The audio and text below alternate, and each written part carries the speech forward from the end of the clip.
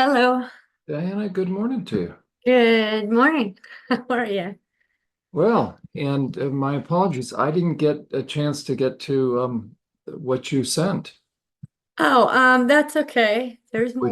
which Always. please don't interpret that as lack of interest. It's just No, I know you're just swamped. It's fine.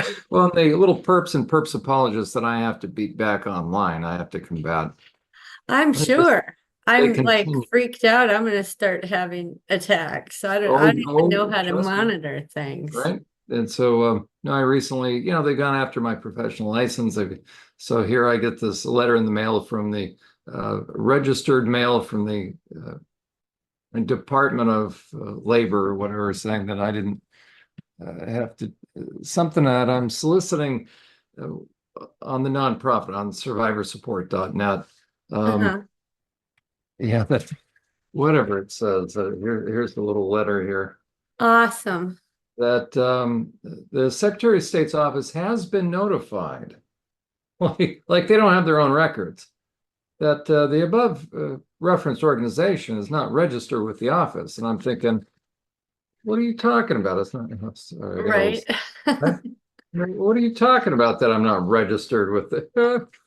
Well, these people, right, when you start touching on certain issues, they'll start investigating all sorts of things. I know. You know what? Since I told you about the thing on the Kardashians with those comments, I went back and I found it and I made a note of the timestamp so I could go on my computer, and do a little recording. From that point forward, I can't log in anywhere.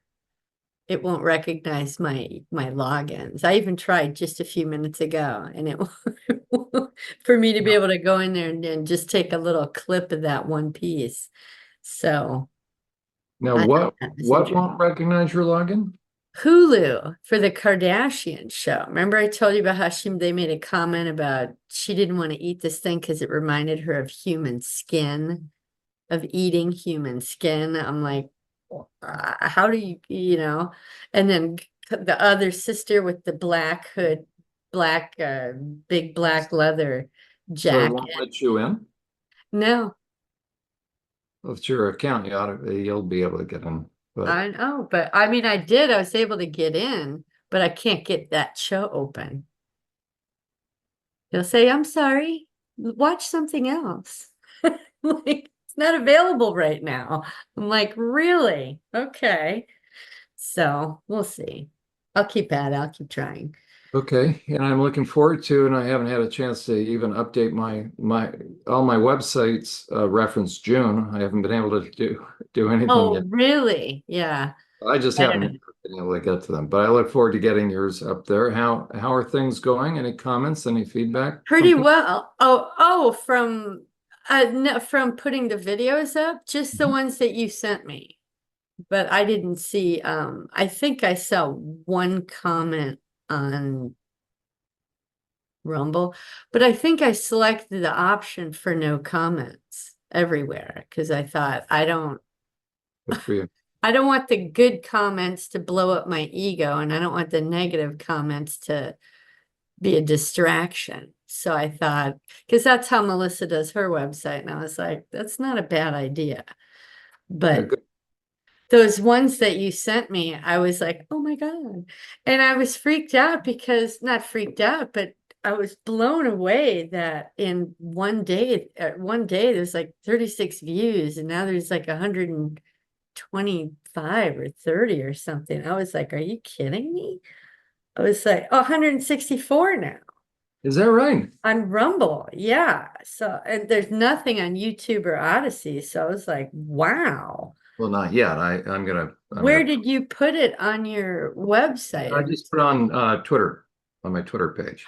Oh, well, so I'm figuring that's probably what happened is your followers clicked it and watched it and commented. But Um, yeah, YouTube, I can get in there and post, but it won't let me validate my phone number. So therefore, it doesn't let me to put a thumbnail on there, and it doesn't allow me to do anything more than, I think, 2 GB, which is basically about a 12, 15-minute segment.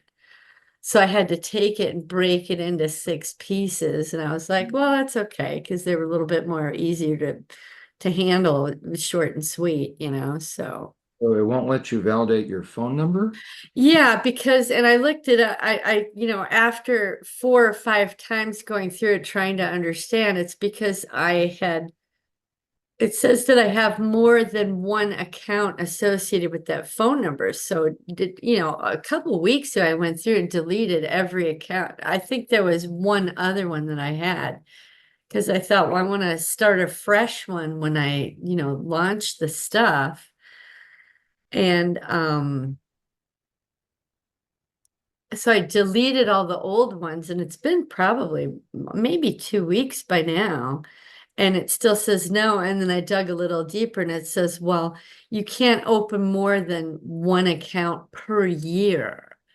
So once that year is up, I'm assuming the old one will, even though I deleted it, will drop out of their records. And then at that point, I'll just be able to validate my phone number. And Or maybe put Chris's phone number in there or somebody.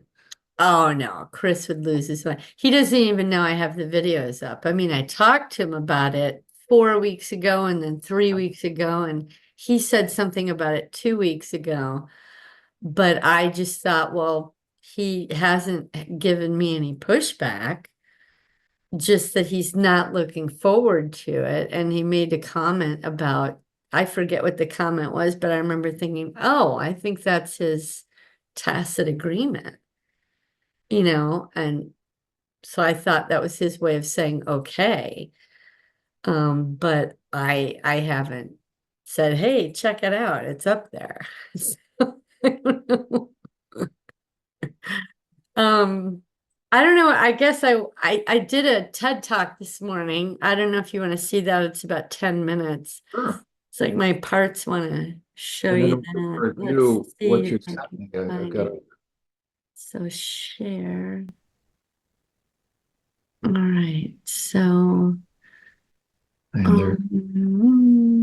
Oh, and um, thank you for sending them over the attachments in email form. That'll be yeah, I was thinking, why do I keep using WeTransfer?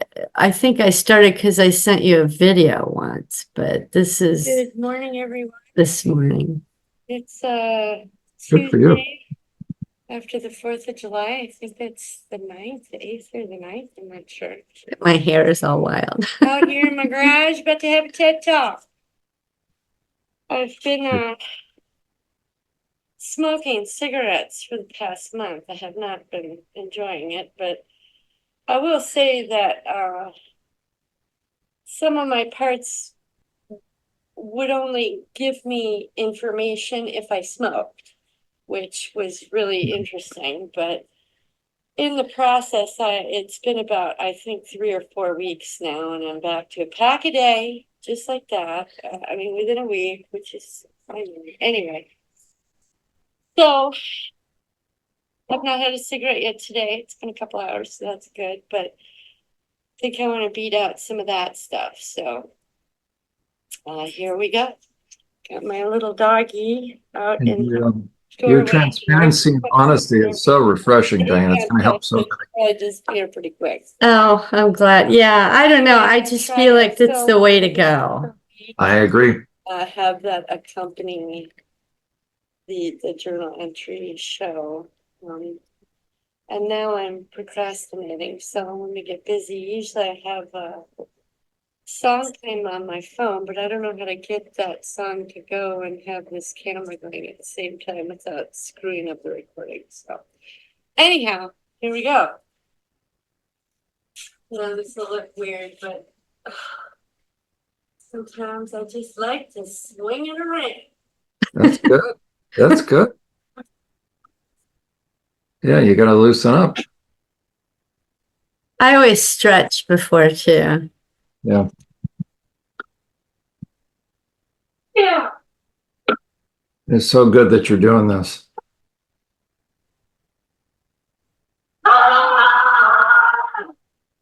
Good. One of my parts just, I think that's Sadie or Sandy, Yeah. one that had her tooth pulled for telling. Ah, that was beautiful. Yeah, we had a whole parts puddle last night. Yeah.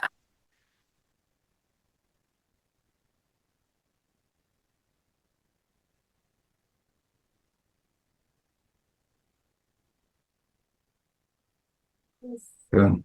Anymore. Well, I like that one.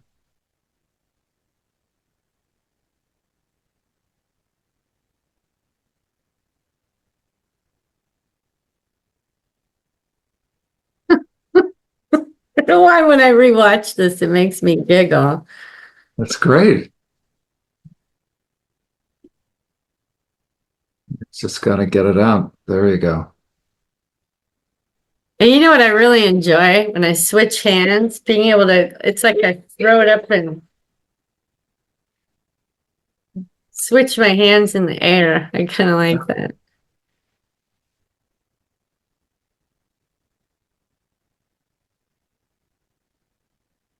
It's so good that you're showing this to people. You just have to get it out. Yeah, and it's just random. I think parts pop in for a second or two and pop out. They just trade off and take turns. Yeah. Oh, Jack. Jack is the man. Government man. CIA man. Also MI6. He has an interesting name. He's working in America. He's Jack Sampson, the son of Uncle Sam, Sam's son, Jack Sampson. Wow. But when he's in England, he's Sam Jackson for the Union Jack, the son of the Union Jack, the son of, England, London, whatever. So anyway, I only knew him as Jack Sampson. Anyway, he's the government guy who instilled my programming, my mind files that I learned about from Gray last week. Thank you, Gray. I was on the edge of my seat watching all of my parts, all of us. And the next day, I was able to sort things out. Oh, that's good. Catch my breath. Anyway, Jack, in real life, my handler, smoked like a chimney. And so my part that's inside of me that I call Jack, hopefully he'll pick a new name soon, smokes like a chimney.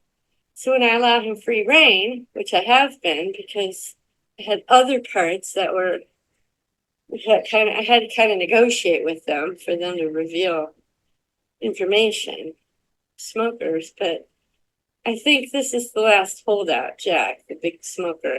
Ah, So I had a major coughing fit last night. I do not want to smoke anymore. So you'll hear me talk about you don't get to control me anymore. I'm talking to Jack. Anyway.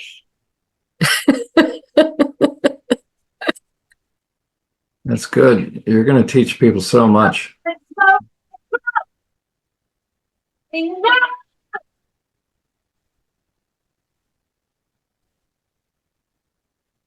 Nasty, nasty, awful, sick motherfuckers! Good for you. Good for you.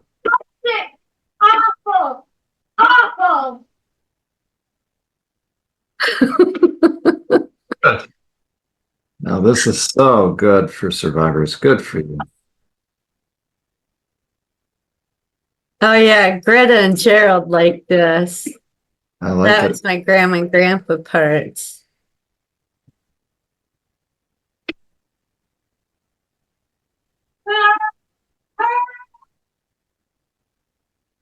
Good. Good.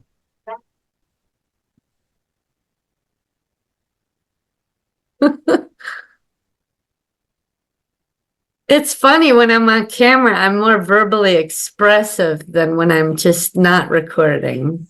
Yeah. And I keep thinking, am I putting a show on for the camera? And parts are like, no, they want people to see. There you go. And that's what's so helpful about it.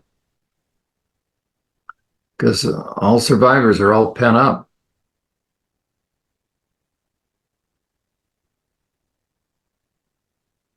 Oh, look at that. That's Barry who was Knight before. He loves that sword. He likes to put on a show. Well, and you could tell you've had training. Those aren't your average moves. You think? I was wondering about that. Because when Yeah. Chris watches me, he thinks I don't know what anything. Yeah, But I think that's his competitive part. I think you're right. Oh, he's got to do it.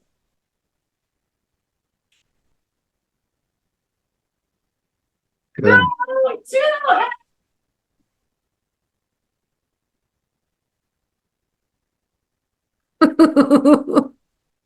There you go. That's exactly right.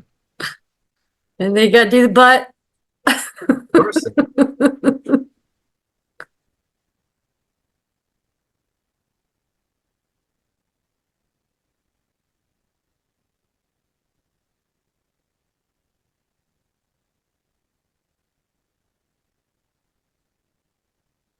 Good.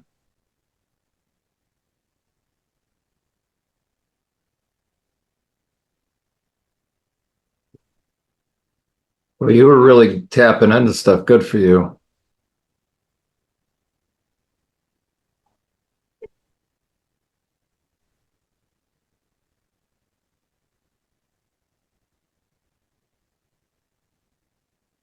Good for you, Diana.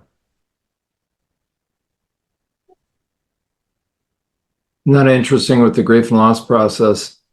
The anger has to come out before the It rest. truly does. I find that I'm less weepy and sad. It was the more I work on Ted, That's right. and I don't, you know, have to go work on Ted because I'm sad. Yeah. My parts say, let's get out there. Let's get out there. There you go. And I will skip a day or two and then go back. But I know I should probably just do it every single day. Yeah, especially as more parts are coming up, they've got their own stuff. Oh my goodness, yeah. There may come a point later on where every other day or whatever. But what a workout as well. Yeah, 10 minutes. I was surprised. It felt like 5. Yeah. And I'm hoping I told myself when I woke up this morning, no cigarettes. And I'm finding that there are some parts that are kind of taking over and pushing Jack to the background.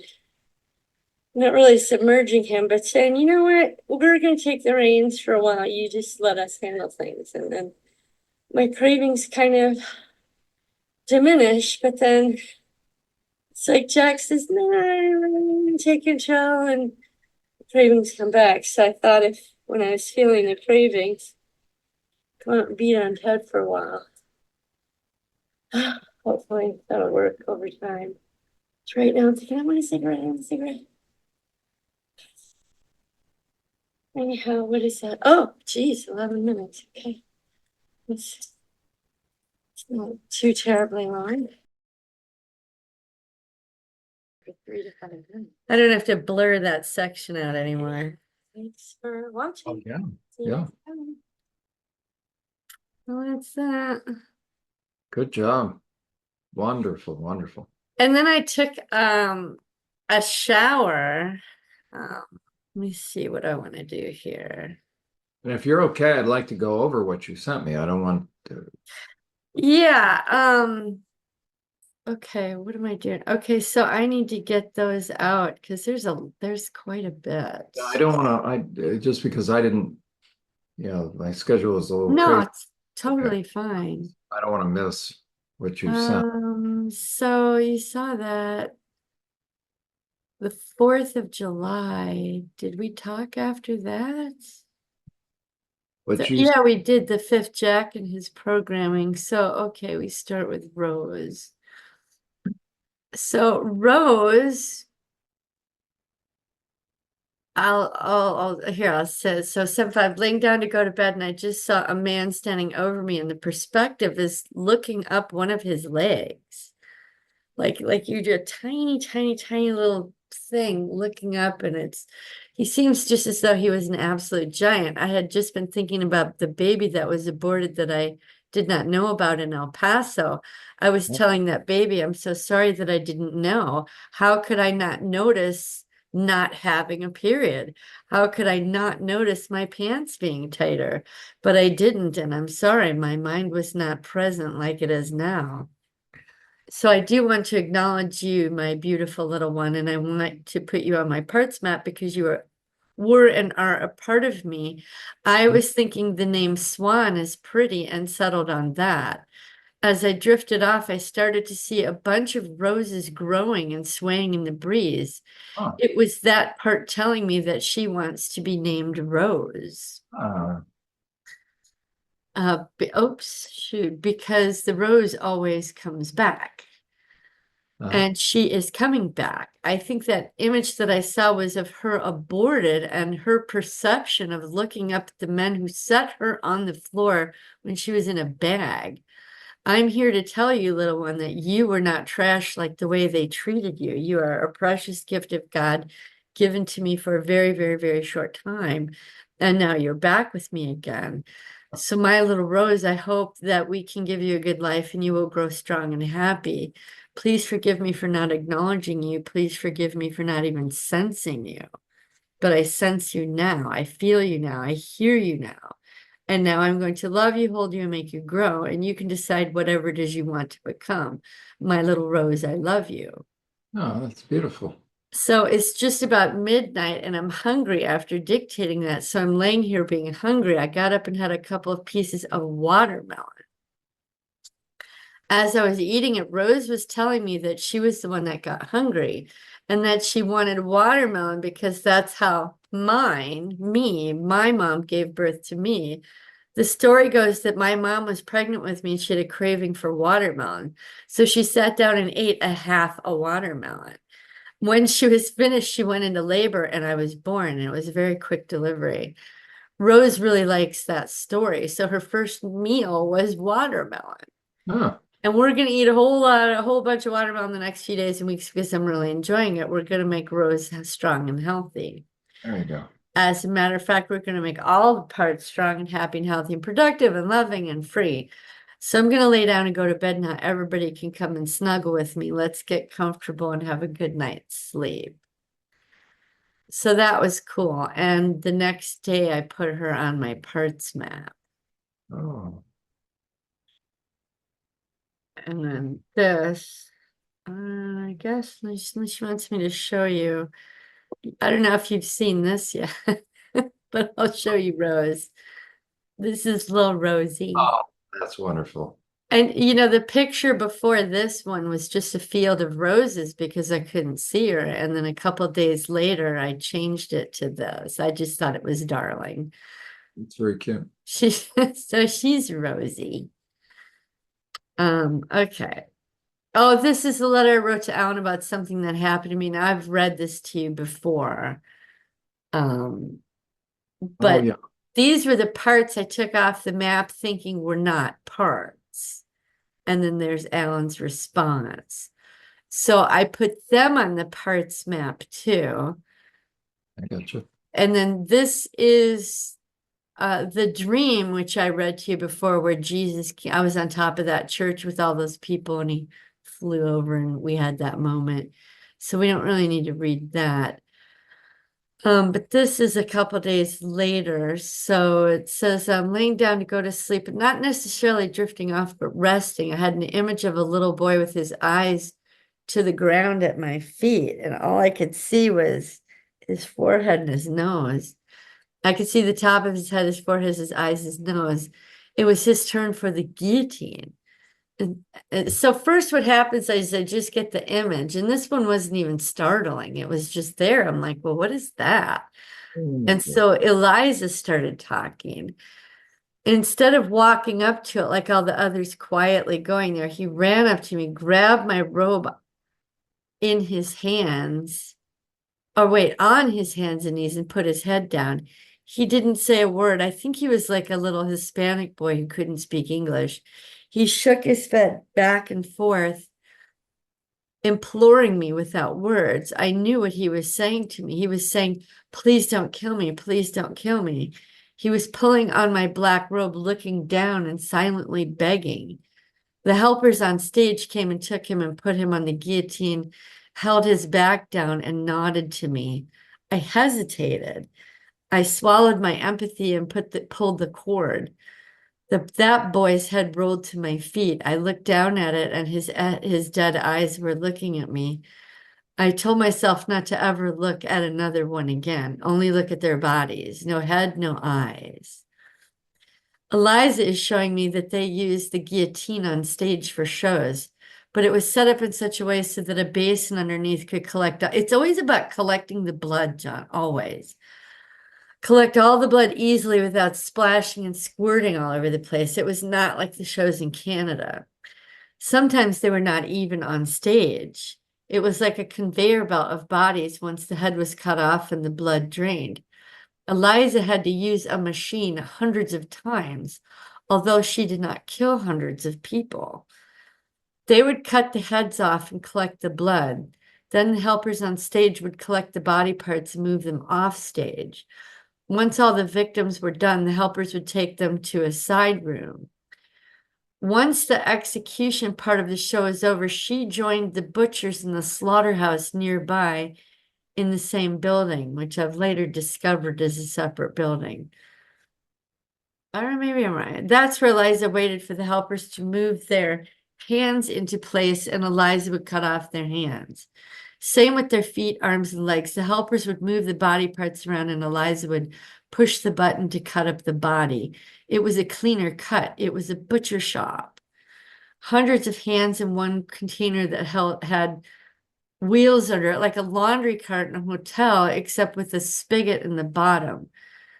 Hundreds of feet in another, arms in one and legs in another. There's another part of that room where the arms and legs and torsos were passed on to another person who would peel the skin off. Then to another person who would butcher the arms and legs and torso into meat portions. In another, it was just like a cattle slaughterhouse. In another section, one person took huge tubs of blood and portioned them out into glass milk containers. It was a slaughterhouse. Put on the show first, and then we would go to work in the slaughterhouse and process all the bodies. The butchers would remove the organs into separate containers and intestines and I think that means entrails into another. Yeah. I was just remembering when Angie and Mary went to work in a meat packing plant after high school, they told me about it. I knew absolutely there's no way I was ever going to work there. I had already done that with human bodies. I knew that I would not be able to do it with cows and not lose my mind. It would trigger me over and over and over. I don't know how they did it, but I suppose they never had to be in a slaughterhouse for humans. I'm getting the impression that this theater was close to the meatpacking industry in Chicago. It's also occurring to me that this is probably how that industry goes about collecting up the skin in order to make the clothing and furniture and such that I saw on that website, an actual industry in practice. On stage, there was a long cord that Eliza pulled to drop the blade. It was all very dramatic for the stage show. But in this slaughterhouse, there was just a button that she would push. She and another body handler would turn and adjust the body and then push the button to chop it off. The body parts would drop into those rolling carts. We had to be careful not to chop ourselves up. Things got slippery. One time, one of the body handlers did that. They were not paying attention, and neither was I, and I pushed the button and chopped off all 4 fingers on her right hand. She was holding her wrist and screaming as the blood squirted out. Then she fainted. Then her body wound up on the conveyor belt. Don't look at their head or their eyes, just look at their body parts. The cleaner came through with a fire hose and rinsed everything off. Then I began again with another body handler. Eliza was just dead inside. After a while, she didn't feel anything at all. All she concentrated on was not getting chopped up herself. In our parts puddle, Eliza really likes Rose. When I asked Eliza if she wanted to take off her black robe and wear something else, she said yes. She wanted to wear a house dress like I had, but she also wanted to have a long sweater on over it too. She had to be cold a lot. It was cold in there. And slippers, soft, fuzzy slippers, no boots. She used to have to wear rain boots and a big leather apron. She wanted to have roses all over her dress because she likes Rosie a lot. Rosie got to come back from the dead, so Eliza is hoping that she gets to as well. So I don't think I would have been able to access Eliza without accepting Rose. Wow. You know, it's like the two were intertwined. Yeah, that's invaluable. Because Yeah. and what Well, you just wait because it's a cascade of parts connected with this. Yeah. but So I think it has to do with the guilt because how many survivors have gone on to have abortions? So what you've just smoke. is the need to deal with adult trauma. And Those, you tuck it away, you know, yeah, they're dead and gone. I don't have to think about it anymore, but they're not. They're there. Yeah. no, I'm sure there were parts of me that knew I was pregnant, and because I looked up the timing on that, and yeah, I'm smoking. Jack's here. Maybe somebody else is here. I don't know. you know, Um, I promise you, my little darling, you will come back from the dead. I will make sure of it. You already are. I will hold you while you cry. And we cried a little while. yeah. And we will go beat the snot out of Ted tomorrow and many more times. We will get those bastards back. Don't you worry. Your story will be told. Good for you. Good for you. Eliza wants to know if she can take care of Rosie. You certainly may, my darling, and I will take care of both of you. It's time for you both to live. There we go. And I'm getting goosebumps right now. Wow. It reminds me of how Julie always wants to take care of Caroline. Caroline was Jackie, the one with the bestiality, is at 3. Oh gosh. Julie was raped in the church with a cross, and Caroline with an animal in a barn. I haven't quite figured out how they're the same, but it's connected with my trust in Jesus somehow. They One can may relate one to may have each taken other. over, right? One may have taken over to help the other. Well, yeah, Julie was 7. Caroline was 3 or 4. So I think Caroline started, well, no, Kitten was in between. So there's a Oh, lot of splits happening there. yeah. They are telling me that no one came to help them. That was the connection. And I'm telling them that I am here now to help them. Now, Eliza is showing me more. Once the skin was peeled off the body parts, they were then soaked in big vats of what looked like milk. It was a white substance. After that, they were pulled out and hung with soft clips on wire lines to be processed. That all happened in another room, very compartmentalized. There were guards on the inside and outside of every doorway. They wore black robes with hoods. They also wore those beak masks. Now, I will say the ones that were outside the building in public view had on black security guard outfits. Yeah. Yeah. I just now remembered that, so I'll have to actually let me add that. Yeah. You know that right now. GU guards outside in public. You had black security guard uniforms. Okay, so save that. Now, I don't know if I should take you. Last night I looked up the Chicago meatpacking plant industry. I found the place, John. Oh, I found the place. now we need to find out who owns that thing. And I got a physical reaction. So I put in a perps Chicago. Here first I started with the map. I typed in If Chris does a special ops mission, I'll join him. okay. We're But gonna, I put in the meat packing plant district, I believe is what I typed in.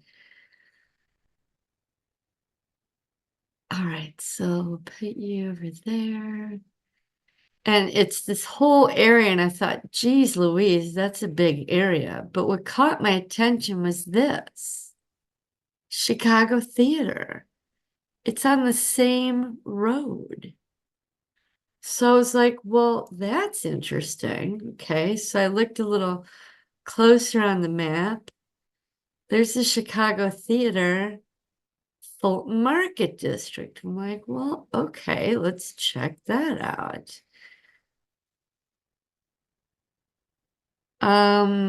Again, I came up with this big, huge area. Let me see. And then I thought, well, look at how easy it is to come in off the lake, Yeah, yeah. hop over here or over to this meat placking area.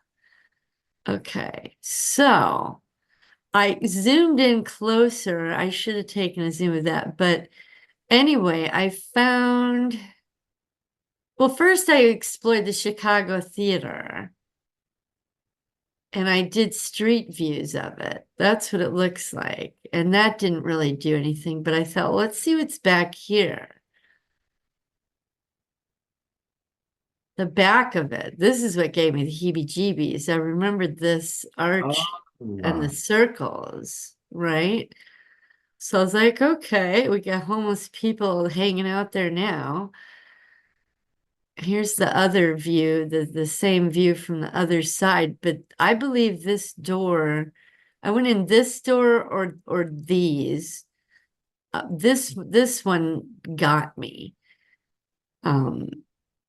It still does a little bit. The back of it again, a bigger view. Now these little circles I thought were fascinating. I'm like, well, what's that about?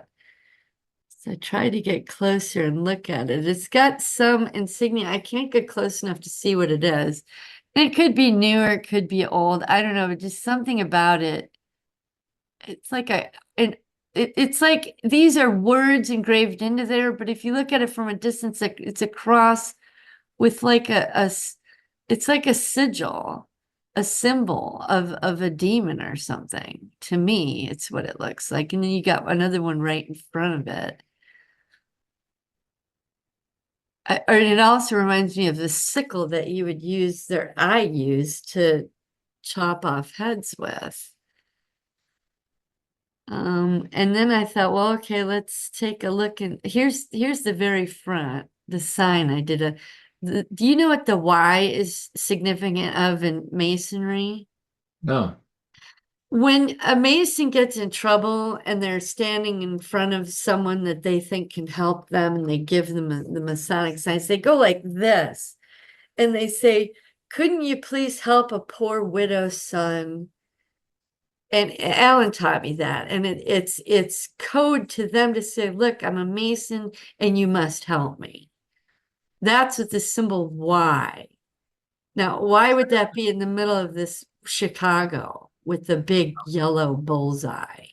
there we You know what I go. mean? So I think it's like a code for Masons to go escape into there if they need to or something. I don't know. Just speculation. No, But it's I just reasonable. thought, why put that there? Right. It's kind of irrelevant. We'll look at the front of it again. You don't need it, No, that's right. you know. I mean, you get this whole big billboard, but that Y just stuck out to me. And then I looked on the inside of the place. This gave me the heebie-jeebies. These archways reminded me of the arches like in Himmler's castle. Right? Remember that those 12 arches around that room? Yep. And then this one, Oh my gosh. I've seen this stairwell. I know I've walked by it. I don't think I went up into it, but I've seen it. Here's the archways with, these paintings of, I don't know what this is, but it was just the arches that got to me in this huge fireplace. I know I've been in this theater. And urns in front of these cavities. I don't know. I'm having an image now that there might have been blood in there or something. I didn't even think of that last night when I looked at it, but this is, I don't know. This is symbolic of something.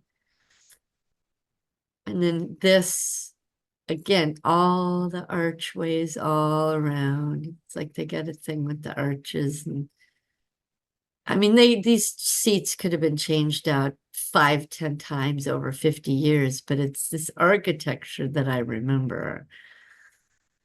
And that's pretty much it. But I looked up, I found on the map, when I zoomed into that little area, I wish I had taken, there was only one butcher shop that highlighted. And I was like, ooh, let's go check that out. And it was this place. It's called the Peoria Packing Butcher Shop. And I got a physical reaction here, not looking at the front or the sides. I believe I was brought in back here. Now, to go from the theater to this place at, say, 2 o'clock in the morning would only take 5 minutes. You know, you throw all the bodies in the back of a big box truck and all the people, you know, to get in there and go down to the butcher shop and process the bodies. You know, if you do 20 bodies on stage, you know, take it over to the butcher shop, you're going to have 40 hands, 40 feet, you know, whatever. Wonder who owns this. This building is really old. And you know what's fascinating to me? It's called the Peoria Packing Butcher Shop. My sister in Phoenix right now, her business is on Peoria Avenue, right? And the street that runs right here behind this place is Elizabeth Avenue. That's my sister Mary's middle name.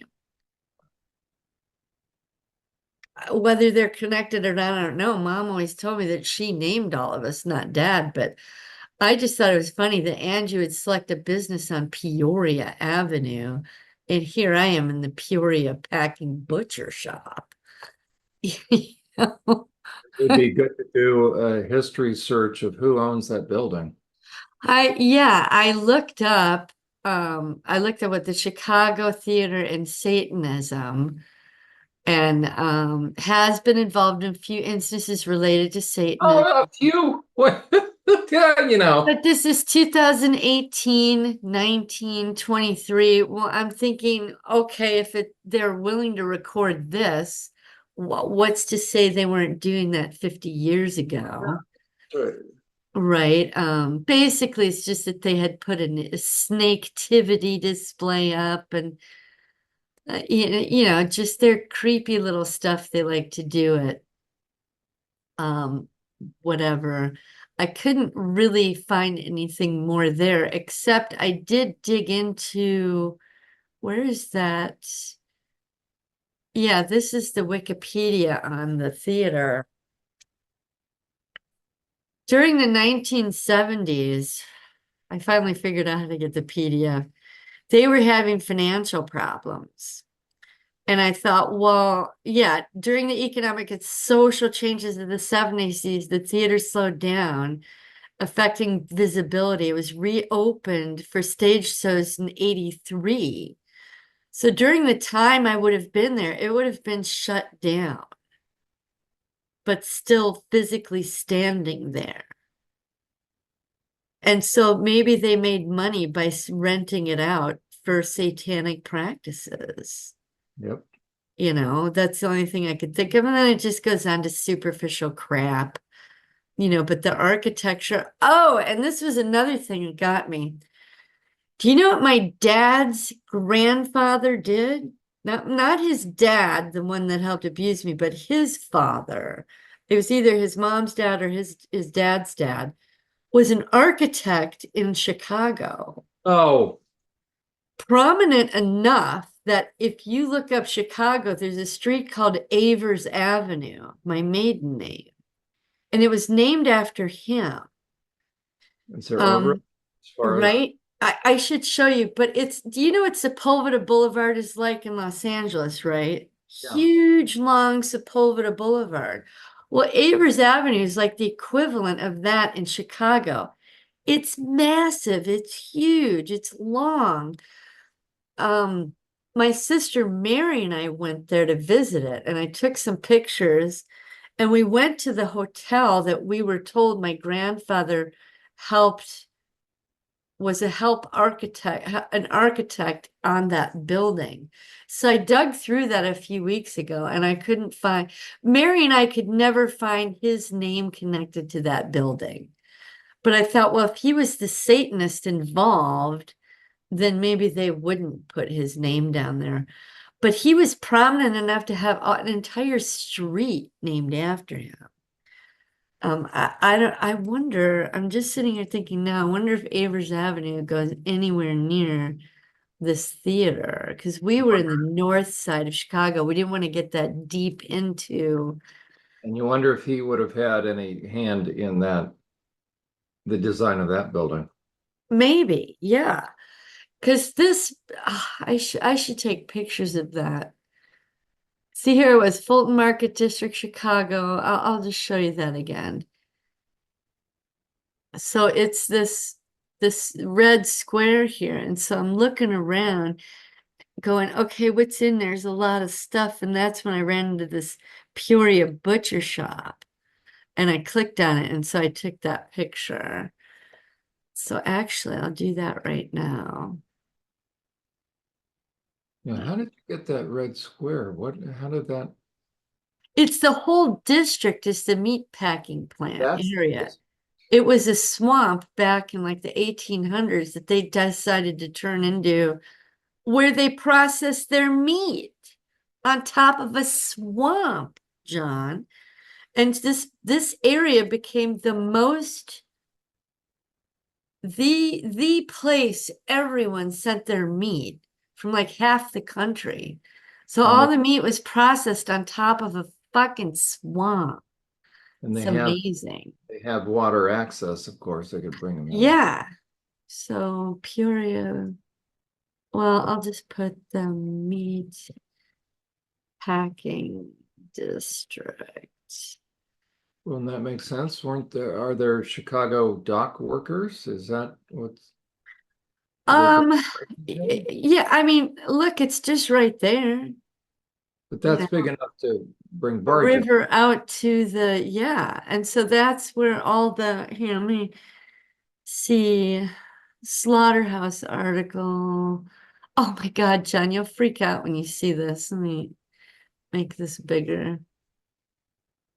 You won't freak out, but I was like, how Chicago slaughterhouse spectacles paved the way for big meat. People would go here on holiday.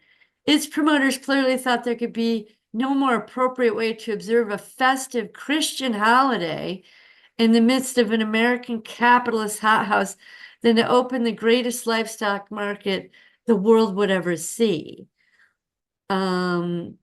See is the key word here because the new modern industry was quite a spectacle. Behold. Well, they want to go watch this thing. Right here. Why exactly did people, what did exactly they see when they toured the stockyards? They saw just about everything. Hogs were driven to the roofs of the building where they were allowed to cool down. Then they were brought onto the kill floor, about 12 or 13 at a time, where shackler would shackle the hind legs, and then the hog would be lifted in the air and by the wheel, and they would go to the sticker who basically cut their throat. Then it would pass an army of 150 men and women who would dress the hog, and then you were taken off to see the soap works. Oh, there we go. How did the spectacle or presentation change the way people thought about their meat? Soap But work. where does it say? Oh, here, actually, it's kind of hard for contemporary people to think about why would you take children to see this? Unbelievable. But as late as the 1950s, school children in Chicago were taken to see the hog slaughter. It was a presentation of the modern. And the fact is that the presentation of the modern was both intriguing and frightening. It was a spectacle. It drew hundreds of thousands of people a year. Unbelievable. See, you tell me they weren't doing rituals and stuff here. Yeah. Well, when They were said, bewitching people. that's exactly right. And how many kids had just been taken there at night? Now they're having to. But when you said the soap thing, I wonder if that's what that white liquid. Oh, Oh, I don't know. I don't know. But this was the biggest stockyard in the world at the time. The So place this that, whole area was used. This whole area was used for all the pieces and parts and processing and turning the hides into stuff and the see, then that's how they remove the skins. yeah. So Yeah. I was uh, I was like, are you kidding me? when you saw those white or vats of white liquid, Well, and there was a woman I watched on Emma's show. I can't remember her name, but she was talking about how she was in underground areas and tunnels and that they had a train track rolling through. And they had a way of killing people that allowed the blood to drip down under this thing, and they would collect the blood and they would squash the body parts. What was it? Her father was into the fruit industry and making juice.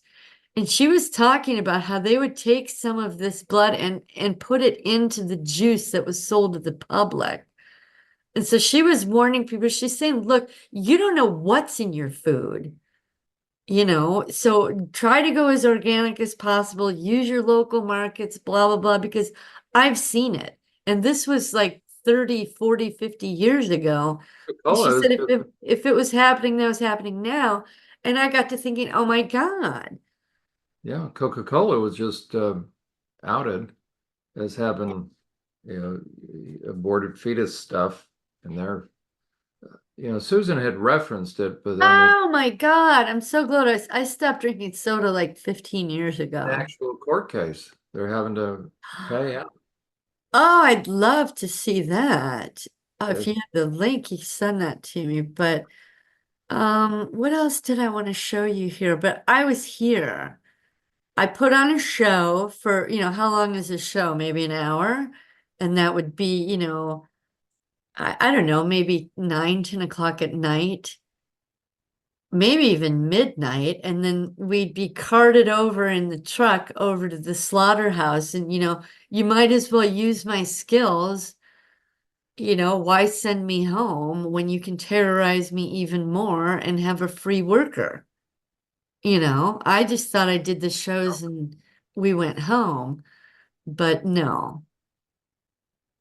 Um, what else is there? asked Susan to get that article and set it. Yeah, I'd love to see that because it only, it ties in together with what I'm talking about and what the other woman talked about with the juice and the juicing human bodies, and it's like their sick way of involving the public in their rituals. That's right. And the psychopaths love to pull the wool over everybody's eyes. And yeah, I was watching Nathan Reynolds last night. He was on an interview with somebody.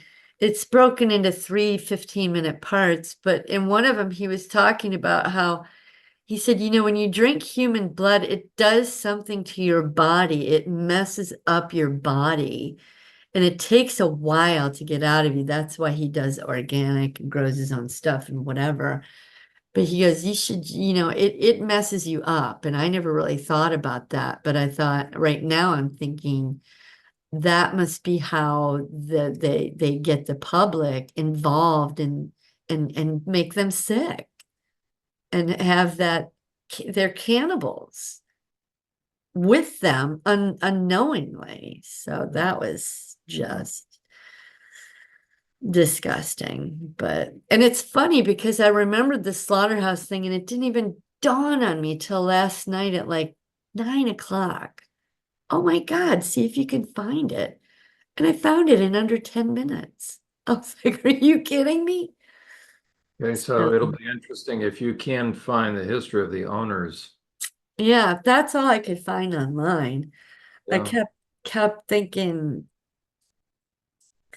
I found articles where was talking about most of the buildings in the area are original, haven't been changed, but a lot of the smaller ones have. They've been upgraded, turned into fast food restaurants, blah, blah, blah.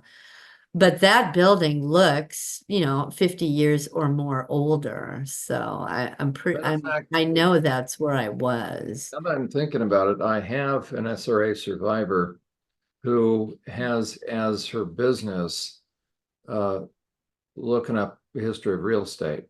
Oh, wow. You want to send me the name and address of that place? I'll ask her to do a search. Okay, Peoria. She can get the owners. She can get all the history of that building. I will do. Okay. So I think go back. I need to finish this entry. Oh, okay. So the new one. Okay. Yeah, So she was this abused is, by Masons as well, so I think she'll be very interested. yeah. So this is after Eliza and Rosie, who were dead inside.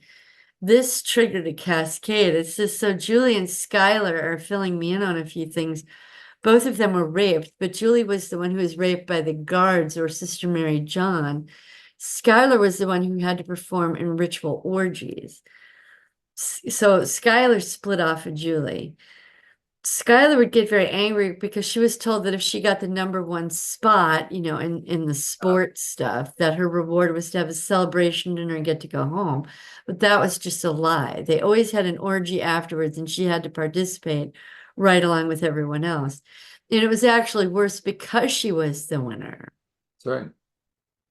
All the perpetrators wanted to be with #1 because she was strong. It was a greater conquest for them to be with #1. So her logic of being alone and staying to herself and focusing on winning Yeah. was irrelevant. It didn't matter if you won or lost, you were still raped. It was Julie who always got picked on by Sister Mary John because Skylar won all the time. That made Julie attracted to Sister Mary John. Sister Mary John felt the need to break down Julie and take away her confidence. She wanted to make Julie so broken that she couldn't win or wouldn't even want to win anymore. But Skylar would not allow that. Skylar was perfectly fine staying to herself. She didn't like other people anyway. They cheated and lied. So Skylar and Julie are constantly popping back and forth at this training camp. Yeah. Julie tried to be sweet and nice to everyone. She was desperate for friends. Skylar didn't want any friends ever again, not after what happened to Claire and her friend. Claire's friend was shot dead, so why bother with friends? You remember the story with Wolf and how Claire and her friend saw an escape route Yeah. and tried to escape and they got caught and her friend was killed. So Claire's friend was shot dead, so why bother with friends? Julie is just desperate for friends, and they always wind up using her and betraying her. And then Sister Mary John just runs all over her anyway, always makes her feel like shit, always makes her want to kill herself. Skylar says to hell with it all. Look out for #1 is what she says. Winnie, that's Wolf, is saying something, but I'm not quite sure what it is. So it was like a few more minutes, and then I heard it says, Winnie says it's okay to be on your own as long as you're peaceful about it. Winnie is as cool as a cucumber. Winnie knows how to disappear in a crowd. Winnie loves to do that. Winnie and Skylar work together, meaning out in the forest, because Skylar knows how to weave and climb, but Winnie knows how to hide and conceal. Winnie and Claire work together because Claire has the clairvoyance. Claire, Winnie, and Skylar know how to weave in and out of the forest and not be heard or seen, but Julie is just a big clumsy mess in the forest. So she gets tucked away when we have to go to work. If we're not working, then we let her do things so that people think less of us and therefore not want us. So they use Julie as a sacrifice, kind of, to be, fucked with. We don't care if they think we are a loser. We know better, but they do not need to know at all. All of us are a team. There you go. That's good. That's good. Winnie has been telling me over the past couple of days that she had to shoot people with bow and arrow. It's from a distance, so it's not so bad. Jack showed her how to do it. He made her practice a lot. So whenever we play that song Round and Round and the lyric comes up, I knew you'd shoot an arrow through my heart. Winnie always hears that. She doesn't like doing it, but it's part of her job to hunt. The only way you get through is to have a kill. Naked little human bodies running through the forest, it's easy to spot them. It's the smart ones you have to find, the ones who make their bodies all muddy and dark and hide in bushes or in trees. Skylar helps us get up the trees. Claire points them out too. Jack says we are pretty darn good at this. I'm glad because Jack can be a real asshole. He loves to yell. He smokes like a chimney. He stinks like one too. You can always find him in the forest because you can smell him. And he has no idea, or if he does, he doesn't let on. Fiona says there were 62 kills, which I didn't know. 16 adults and 46 children. Winnie never counts them. Correction, she stopped counting in single digits. It's always amazing to Winnie how many of them they always manage to bring. Where do they find them all? Claire knows, but she doesn't talk about it. It upsets her. It makes her angry. She says she can see it in her head. She likes to turn off her head so that she does not see it. But when they make her turn it on, it is very upsetting to her. And she can't even show that. She has to pretend that it's no big deal. She feels very ashamed. She feels like God will never love her. She is certain that God will punish her. She is okay looking at things that can help her or things that God wants her to look at. But when Jack wants her to look at ugly stuff, that's when she gets nervous. Winnie has to come and calm her down. And we don't dare let Julie know any of it because she would never get up off the floor. She just lays on that floor staring up at that cross wishing she was dead. Julie and Caroline hang out to get together because Caroline would be dead when she left her body. Julie wasn't able to leave her body, so she just wished to be dead. That's why they understand Eliza and Rose, because Rose actually was dead and Eliza was just dead inside. So now it's starting to cascade through all the parts. And Kevin simply just looks dead. He's the boy who had the sodomy all the time. The one that had the black rings under his eyes. And Kevin is a ghost. He always looks dead. He always has empty eyes and black rings under his eyes. Powerful in your video when you mentioned in the church. That was Kevin. That was Kevin. Yeah. He's the one that looked in the mirror and asked for help. He's the one that Uncle Barney baptized. He is the ghoul. He is a ghoul, really. Corky taught him that it's not so bad to be a ghost or a ghoul, that it's actually kind of cool. But Kevin doesn't feel anything at all. He is just a body. And then another cascade. That's why Hot Dog takes over and stuffs all his hot dogs down his mouth. He's just pissed off with the whole thing. He imagines every single tooth and every bite of that hot dog in Dad's dick. He swore one day he would get back at Dad. And then another cascade. Pearl made that happen. Pearl got us the hell out of there. Pearl thought it would be all over forever. She's the 9-year-old that started to seduce Dad in front of Mom to get Mom to divorce him. Pearl thought it would be all over forever. Tony, who is the first sergeant in the army, shattered that dream. Circus Ann, all the military guys that raped Circus, tried to be dead, but she couldn't stop her brain from working. Circus Ann told. That's what got us all in that trouble. Knight, Janina, and Billy had everything under control, but Circus Ann just couldn't control herself. So all of this, I have to go back into my emotional impact and intensity and reevaluate what category they should be in, because some have that spiritual guilt and some want to talk, and I think they might be in the wrong consciousness level or impact level. So more time goes by. I think I got up and went to the bathroom and then laid back down again. And I put this in after the fact. I can see an obese man's leg sticking out from under something. He's trying to get out, but he can't. He's being squished to death. Jack thinks he's pretty disgusting anyway, and he needs to die. Jack used Claire to find him.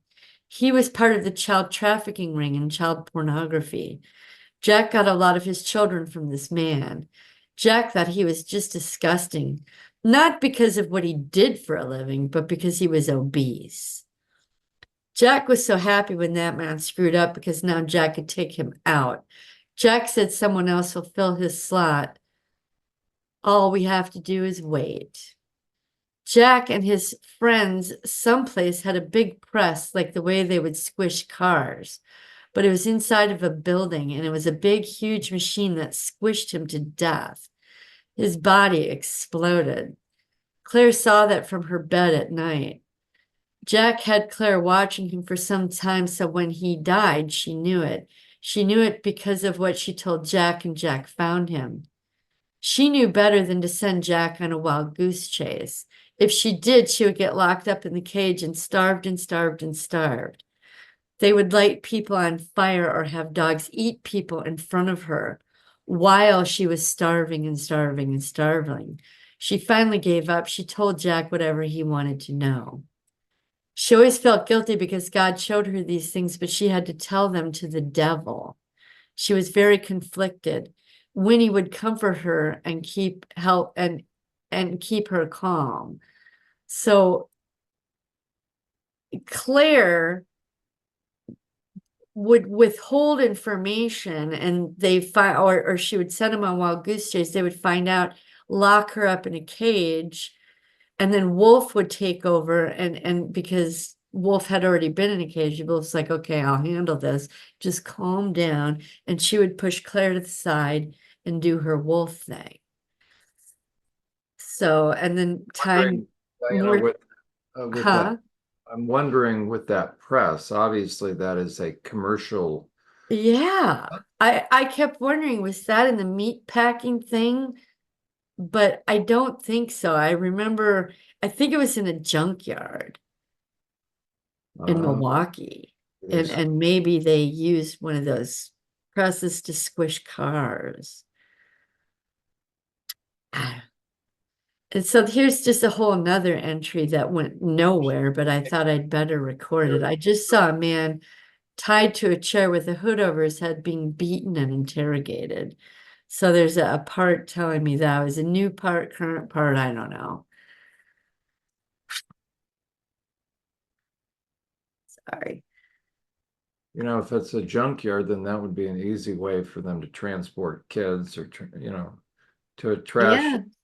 right? Yeah, I'm pretty sure that was in Milwaukee by the training, maybe not by the training camp, but it's being discussed by the training camp parts. So it is the next morning. I'm outside watering. My parts just need to sit down and have cigarettes. So I did. So it was like an hour and a half went by, and I was feeling good. And all of a sudden, I gotta have a cigarette. So I did. I asked them to look through my eyes and look around, and now all of a sudden I'm feeling very drugged, for lack of a better word. My first thought was, well, that must be the cigarette. I stood up to go do some pest control, and they said, sit back down. And I was really dizzy and disoriented. I was drugged with something. Because I obviously know what it feels like to hit a cigarette drug or nicotine. This is the part of the, I can't even think straight right now. I'm not seeing very clearly either. This is part of the harmonics, I guess, from the programming. Yeah. Jack does not want me to be doing this. I said, well, I'm going to ask Jack to look through my eyes and see where we are and when we are. We are 58 years old, I am. And this is my backyard garden, and that we are perfectly safe. My hand is shaking a bit. I'm sitting on my slider and rocking a little bit, except it feels more like nervous energy. Yeah. I just got up and pumped my spray bottle for the pest control. I realized that that is what Jack is doing as well. Pest control. We've got to get rid of the pests. And apparently I, Diana, am the pest. Oh. Right? As I was priming and pumping the bottle is when I realized that. So that's part of the programming as well. It gets primed and pumped before it's applied. You know, my plant is telling me this. Yeah. So I finished spraying and went inside to get tea and coffee prepared. As I was doing that, I was told it's common everyday items that prime the pump, such as cigarettes, coffee, sugar, etc. And also, even though the pest control is natural and organic, it's normal everyday items. So my real life it's aspirin and baking soda dissolved in water. And believe it or not, it's like vitamin C to tomatoes, peppers, and potatoes. It really bumps up their immune system. But does And that that's what, kill huh? bugs? Aspirin and baking soda kills bugs? It doesn't kill bugs. What it does is it strengthens the plant's immune system so that when bugs come after it, they're resistant. Really? Yeah, it's like us taking vitamin C and D and zinc. Yeah. Aren't you smart? Okay. Well, I learned that from my garden guy. But it's common everyday items that prime us for the programming to be reinforced or instilled. And then that was the end of it. So I think Jack was giving me information. So we'll save that. The dream. Oh, okay, I read that. Good So work. now I need to go to, oh, I did that one. There's more. Oh, no, I guess that's it. Yeah, except for this morning, I did the TED thing this morning. And then I had another thing. So after I worked on TED this morning and not smoking, and I was getting ready for session and taking a shower and such, I realized in Iowa that I did go disappear from home intentionally for 2 days. And that's probably when Mom sent Mary to come look for me. There was just some random guy that I went and hung out with at his house for 2 days. That was the adult 21-year-old guy when I was like 16 or 17. And I understand why now, because I had ran into Jack at that kegger party and I knew he was around. Remember, he showed me a picture of myself. And that was the guy. I knew he was going to come looking for me. So I thought if I could just disappear with some spontaneous instant person for a couple of days that I could escape and evade him, I would get lost, right? Yeah. That was my plan. I remember being at that guy's house smoking like crazy and nervous. That guy went out to score some weed and was gone for a few hours. And lo and behold, Jack showed up. No way. I remembered trying to sneak out of the house, but I was unsuccessful. He brought with him that square briefcase that locked. Perhaps it was the other guy with him as well. Anyhow, they put the headphones on me and did more training slash programming, then they left. The only thing that I can recall after that was that it was shortly afterwards that I was supposed to go get out of school and find a job. They wanted me to join the Air Force, but my parts sabotaged that plan by getting caught in a car full of people who had been drinking. But I wound up in the Army anyway. So whatever Jack did, I think it was to get me to join the military in one branch or another. I have a faint recollection of thinking about working with my mom in that battery factory. I knew there was no way I was going to go work in a meatpacking plant, but the battery factory didn't seem like such a bad idea. Then after that encounter with Jack, I believe I started my senior year, or it was the beginning of my senior year. And then there was a recruiter at school, and I just went that way. But I And think that's you what look at your, Jack did there. He got me to join the military. you look at your transcripts, those reference in senior year military stuff. Oh, well, yeah. Well, it showed I was in El Paso. Not that I was in Germany, but that I was in El Paso. So I can imagine if government officials approach your high school, approach the principal saying, "Hey, we want this child gifted. We have a special thing we're gonna do. You give her credit for it." Because it's really strange and handwritten. Maybe that's why they offered me that deal. Remember I told you I skipped school. I was caught with 36 unexcused absences. And they said, well, we're going to offer you a deal. If you do this one correspondence course and pass it, we'll give you your diploma rather than just expelling me and making me figure out and get my GED and whatever. They offered me a deal. Yeah. So you're right. Maybe Jack had something to do with that. I mean, who's going to note that on actual transcripts?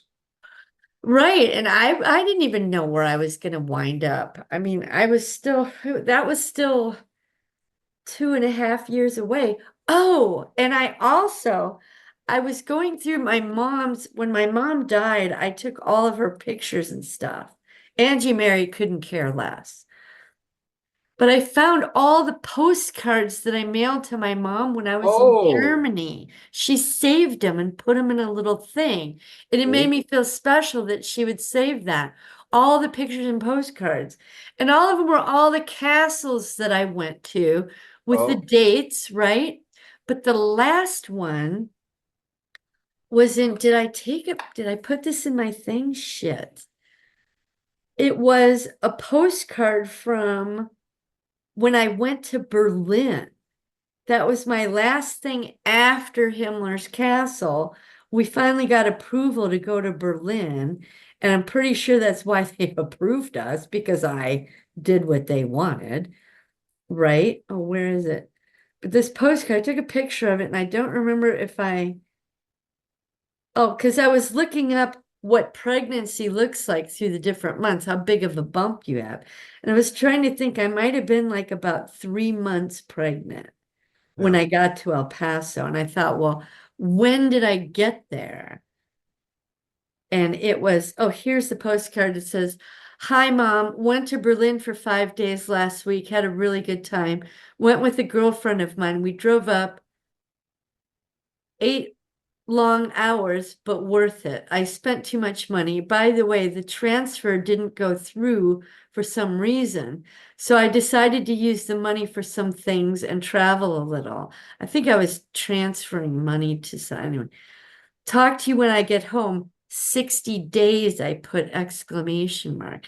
Now the postmark on this was 28 January of 86. So 60 days would have been the end of March. We'll say like April 1st, I'd wind up in El Paso or maybe mid-April. So I'm thinking Himmler's Castle might have been on Christmas or New Year's because Okay. I looked up, okay, Yeah. it was Satanic Ritual Calendar, And there's also one that's connected to Ju- December 22nd is solstice feast days, which is, it says sex rituals. there's also one on the like the 28th. It's Kindernacht or something. Oh, it's not even on this calendar. It This says December celebrates 24th. The celebrates great, the slaughter of all the children of Bethlehem. oh, maybe that was it.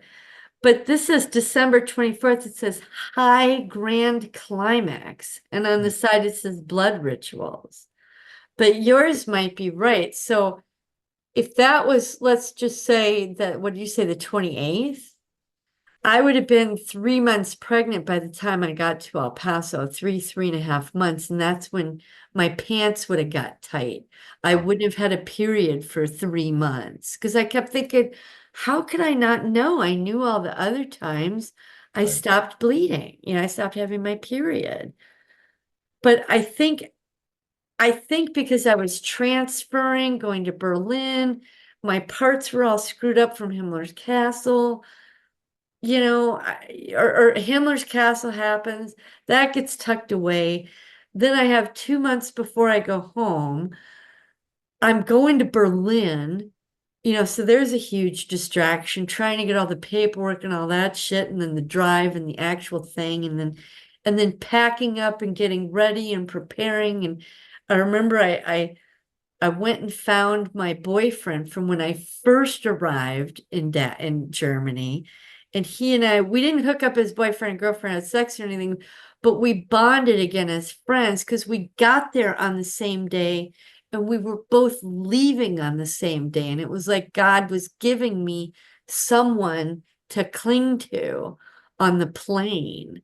You know what I mean? Or so he was a great comfort to me. Wonder And if you he could went his way and I went my way. wonder if you could ever find him. I know his name, and where it's John Rackham from Southampton, Massachusetts. but I didn't talk to him about anything. And the reason I remember him, because when we were together, and I have the entry in Germany's PowerPoint, the girl there, he was the first boy to give her the best compliment she ever got. And I think to this day it probably is still right up there. Was he was looking into my eyes. It was one of the few times I was eye to eye with someone. And he said, "Your eyes are just so deep. I feel like I could swim in them." And I don't know why that was a compliment to me, but it was, he just said it so beautifully and lovingly. And I don't know. Anyway, so yeah, but he was the guy that I flew back home with, and I felt safe with him. So, and I think I went home to mom for like a week, had a week off or 2 weeks leave, and then wound up in El Paso. So it probably would have been mid-April. So I would have been 3.5 months pregnant. I remember getting there and them saying, "Well, you need to go take a physical."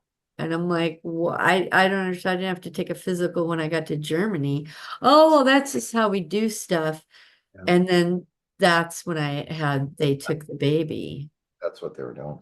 Yeah, yeah. Um,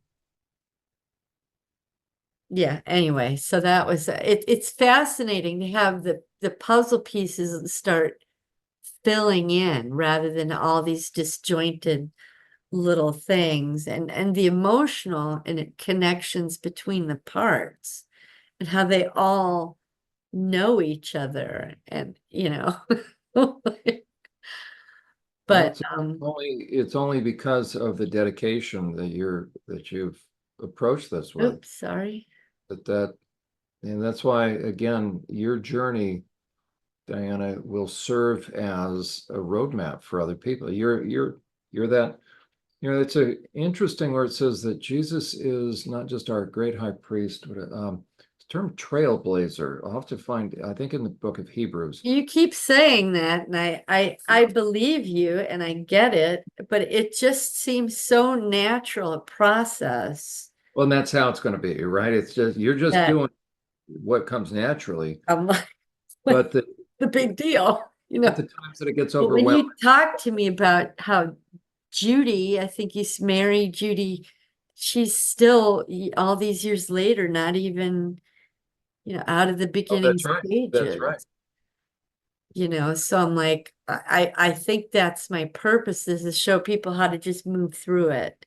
You're helping, you're blazing the trail. I mean, you're just doing what you It's do so you can be set free, but very few people are able and willing, really willing to take the time necessary, and even confront it. You there. have to confront it, There's a direct I'm correlation between how much gonna time you, feed the dog. no, you're doing fine. So, you're doing the healing for you, you're doing it right, but because of your willingness now to put it on film, few are willing to do that. The Lord's going to use you to help set captives free. I just keep thinking that first thought I had from the very beginning of this was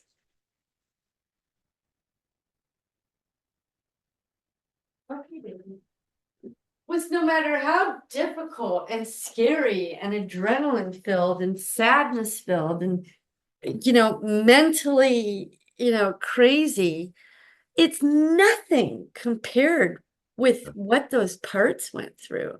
Yeah. Nothing. Because I'm here in my house with my husband safe and sound. I'm like, I guess because I'm conscious and present, as to where maybe other people are not. Their parts are still running the show. But Okay. I just keep thinking I'm blessed to be in this place because I'm not there anymore. Yeah, I got to look at it and accept it and confront it and feel the feelings, but I'm not actually being tortured. I'm not actually killing anybody, right now. I'm telling It's you, just, here's what's it's coming to mind. I think what happens, so this will be an interesting thing if you want to address this.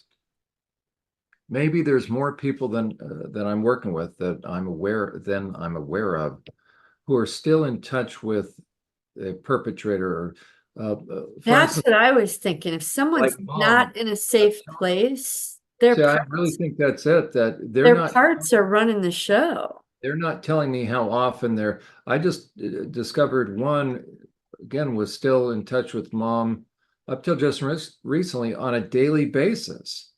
Yeah, you told So, me about that. Yeah. and the Which is other one is not. still.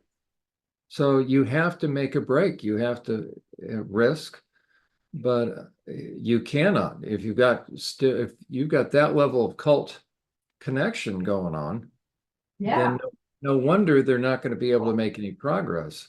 So Yeah, I mean, but I don't know. That was the one thing that I always tried to to do is find that safe place. I mean, Nathan Reynolds talks about it too. He said all just throughout everything, that's all he ever wanted to do is to get to a safe place.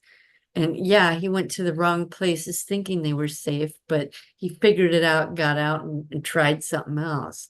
And I don't know that people do that. I mean, I had in 10 years time, hmm, what was it? I was in 50, I moved, I was in 10 different apartments in 4 different cities. I was just constantly trying to find someplace safe, constantly. I didn't know it at the time. Oh, I'm going to follow this dude here. Oh, that sounds like a great place. It was kind of spontaneous. I don't know if it was irresponsible because I handled it all and had jobs and supported myself, but it was just my parts just, so we got to get the fuck out of here. You find an escape route, you know, because that's what the thing after the Balistreri rape in Milwaukee. So I did. Found a guy, hooked up with him. And I wound up in Louisiana with him. Was it a great situation? No, but it was better than being raped in Milwaukee, right? So I took that situation, made it better, wound up in Dallas, that got better, and then remembered the sexual abuse and then went back to Milwaukee, to realize, no, I don't like it here. We get the hell out again. So I was just constantly moving. And I don't know if it takes courage to do that alone. yeah, it It does. does. And I don't know. Anyway, I'm going to get into all of that. But so I was thinking based on those entries that, where is the journal? That some of these emotional intensity, is this the one? Or no, this too. No. Oh, I'm not sharing. Let me do that. Um, but yeah, I'm thinking that some of the parts which might be, like, let me see where Winnie is. Oh, there we go. Look at you. Look at you. Um, like I think I put Winnie. These are great. Yeah, you have the three-dimensional little containers, right? The Oh, she is. boxes. Winnie. Have you, Diana, have you? Like I have her in this, real high category of wounded kids, but Mhm. based on her, or like, well, she is a wounded kid, but maybe it's Claire that I'm thinking of. She's got spiritual guilt, but I think I put her up here in the it's conscious parts. No, I didn't. So this is what I gotta figure out. Yeah, Claire, detached. Does she have spiritual guilt? See, no. But in the journal, it reveals that. So that's what I gotta do is kind of sort through that based on the journal entry because I was just kind of intuitively doing it when I filled it out, but That's the way to do it. There you go. I don't know this. Oh, I showed you this. This is the mind files where I separated out everybody. And this one I put in highlights. These are the ones that I need to put onto that true three-dimensional map with the flower and the vines and the butterfly and the hummingbird and the bird of prey. And I need to put all those pieces and parts in there. And John, I cannot find free form app anywhere on the internet, this whiteboard you're talking about. I put it in and it's a game. It's not a game, is it? No, it should be. I put in app, I put in software, I put in whatever, but it only shows me. Well, I don't know. How do I? It's called free flow or free form. I looked at both. FORM. Okay, I will try, but I've looked repeatedly and I cannot find anything except a game. Well, I think I just put a whiteboard and then an endless whiteboard, and that came up. I tried that too. I get like 10 different What software names, but do not you that have? one. Do you have a PC or a Mac? A PC. Okay, so maybe this is Mac specific because I have this on a Mac. Oh, okay, that's probably it then. Yeah. Okay, well, I'll just pick a whiteboard app and There you go. There you that'll go. work. My Yeah. guess is there's a lot of these, but the nice thing is, right, you can just keep scrolling in different directions and Yeah, yeah. it's a perpetual So like, I want canvas. but as I was going through here, I put all these parts that I thought were not parts back into the list, back into the PowerPoint. And I had a few parts change their name. Let me see. Um, list by age. It'll be good, Diana, for you possibly to reference as just a point of reference for your viewers, the total of hours thus far that you have invested so that they have a sense of, Of the okay, kind of work you need to do. Yeah. I mean, yesterday was just about correcting the PowerPoint. All the parts that I'd taken out. Okay, now I got to put them back in. oh And as gosh, I was doing it, I realized, oh my God, wrong place, wrong thing.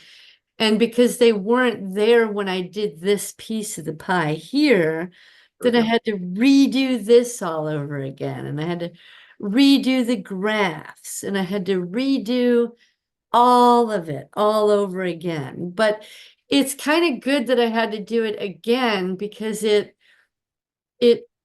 more deeply instilled the part, Here we go. their new name, Yep. and where they're at.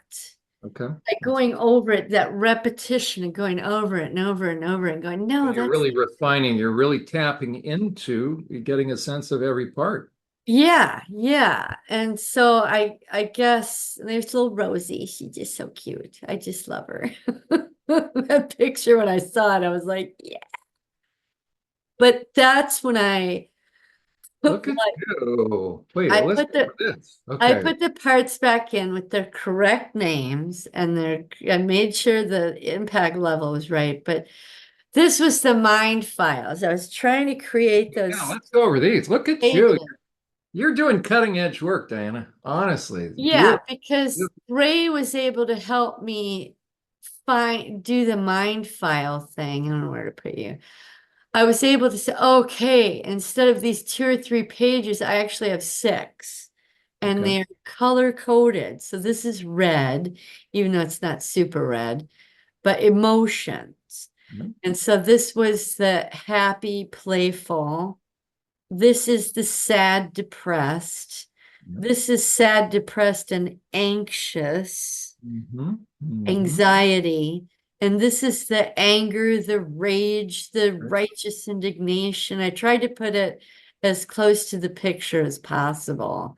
Yeah. So the happy dudes are up there. Good job. So I was like, okay, that felt right when I did it. And all the parts were in there, made sure their names were right. And they underlined if they still have, is that right? There we go. But you still have their previous name and then their new name. You have that catalog? Yeah, in a separate document, Yeah. which I actually had to print out and keep right here Go. to keep referencing, but I'm remembering better. And I asked them, I said, if we could only do 5-part name changes per week, You're funny. That's I great. said that'd really be helpful to me. That's I'm great. sorry, but to But do this think 30 about at what a time it's like too right. much. But think about what a nice problem that is, because most people, and you remember at first, you're having to persuade them. Now the fact that you're having to slow them down shows you how the extent to which you've done the work, you've gained the trust, they're bringing you the information. And that's such an invaluable piece of Yeah, information. yeah. Talk It's, about that transformation. I should Your tell you, I'm gonna shrink this just for a minute so I'm not distracted by it. Last night in our parts puddle, I was thinking about Julie and first of all, Eliza and Rose, and the dead thing and how it cascaded through the parts. And I started addressing, I said, well, Eliza, let's dress you differently. And she wanted to be in, she changed clothes. I think I told you in one of the journals. And then I wish I had recorded this, but it was just so spontaneous. It was kind of like that thing with Tasmania and Hey, Jesus. are you recording this right now, by the way? Yeah, yeah. Okay, perfect. Has, that whole hour and a half long thing with Tasmania and Jesus, whenever. Anyway, I got to Julie and Skylar and I says, well, do you guys want to change your clothes? You've changed your name. Do you want to change clothes? And so they did, and they picked out what they wanted, and 10 different parts wanted to change clothes. So we changed their clothes, each one by one. They said, well, I want to change, so they're like in line, waiting. So when they finally got all done with that, and they said, well, can I get rid of my thing? Julie was like, I want to get rid of that environment where I was always in the church, where she's lying under staring up at the cross. And I said, well, of course. So she took hers out with first it was a small tornado, maybe about this big, where she was laying. And then it grew and grew and grew to encompass the whole training camp. And Skylar jumped in there and says, well, I want to help because I was there too. And then Winnie says, well, I was there too. And so all the people that were there made their own little tornadoes in their own little areas. And so it wound up being this mass of like 7 or 8 individual tornadoes in individual areas that coalesced into one. But the thing was, when it got all done, we were all looking at it at this just barren, wiped out land. And like Tripp wanted to do his too. He submerged all of the, his grave and the barn and all of that in quicksand. All of it was in quicksand, and it just slowly was just one of it quicksand. He says, well, I don't want to leave it empty like this. He said, I want to put a big, beautiful field of wheat. I said, have at it, right? So he put in this gorgeous field of wheat with a beautiful lake and whatever. Huh. And they all had like a picnic. But before this happened, Julie's still standing. She says, well, that stupid big cross is still there, the one that I laid under. And I said, well, if it upsets you, I said, it's just a cross. It's just a wood. Jesus isn't, wood. Let's just destroy it. So we picked it up, this 10-foot tall. So let's just pick it up and smash it, right? Sure. And shatter it. And we did, but it was still there, John. I said, well, maybe it's not time yet. We'll come back to it if you want. And she's like, no, I want it gone. And she's like trying to smash it again. And all of a sudden, Jesus was standing in the place of the cross. And he says, well, you can't get rid of me ever. And she was like, oh my goodness. And then all the parts were perked up. Oh my God, Jesus is visiting us again. And he said, And this was when? This was just last night, I'm getting goosebumps. And he said, come here. I was always with you. He said, that's why you can't destroy the cross, because I'm still here. And so he held her and Skylar and all the parts. And then we wound up in Tripp's field with the wheat and the beautiful lake, and there was a grassy meadow, and all the parts had a picnic. And Jesus was at the picnic. And so he was walking around talking with everybody. And the certain parts wanted to swim, so they went swimming, but we had to make sure it was perfectly crystal clear blue water with nothing in it. No leeches. Leech was freaked out about that. So they're swimming, or one had a swing. Kevin wanted to swing on the swings. He was the one dead inside, and now he's laughing and giggling on swings. And so if Jesus didn't go to that part, he would be standing, he was standing interacting with the part, and the part would go off and go play. And he'd just kind of stand and look around, and then someone would come to him. And Greta and Gerald, the grandpa who decided to leave the cult, came up and said, well, we don't know if we want to hug you, but we'll shake your hand. And so Jesus said, okay, he shook their hand. And after he shook their hand, they said, oh, to hell with it. And they both jumped into his arms. So everyone had a turn, and I was just really choked up, and Caroline and Janet and just all of them, they just all had their time with Jesus. It was really neat. And I went to bed and slept very peacefully until, I woke up having a coffee. Well, no, the coffee fit was the night before, but it was really cool. They got to know Jesus was there, and the Claire. I think Claire did not approach us because she still felt guilty. So there's still some parts that didn't go, but I was like, you guys do what you want, when you're ready. It's just he's there and he's available. He came to keep us company right now and give you what you need when you need it. And so they were like, okay, all right. So I think just the being in the group and doing that was all the difference in the world. Yeah. So Yeah, I'll tell you the process. I mean, you're already doing it. It's just what came to mind. Psalm 32 is really, in my estimation, and what an amazing thing that it's been preserved for 3,000 years. I think it's a really important place for anyone to start in order to then be able to separate out guilt from shame. And the difference, of course, is guilt is what I did of my own. Shame is false guilt. So, yeah. Separating that. So, in order for instance, Claire, so what I'd recommend for Claire is Claire and Jack. okay, there we go. Just Yeah. read Psalm 32 in general, because then, first of all, it gets you in the door. So this Psalm 32 is what David penned after he came to terms with the David and Bathsheba, and how he killed Bathsheba's husband. Now, David did what he did, but in order to help left and right brain connect, you kind of have to go with the overall guilt at first. Like, I feel guilty for this. What's nice is the psalm is really broken into pre and post, quote unquote, confession.